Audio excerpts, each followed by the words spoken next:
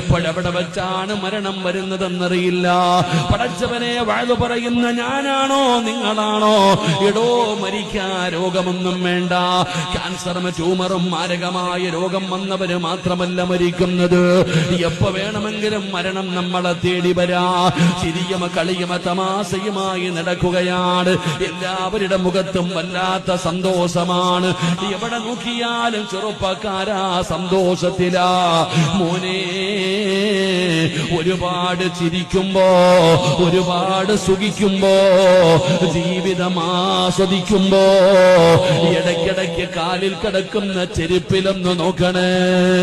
എന്തിനാണ് ചെരുപ്പിൽ നോക്കാൻ പറയുന്നത്?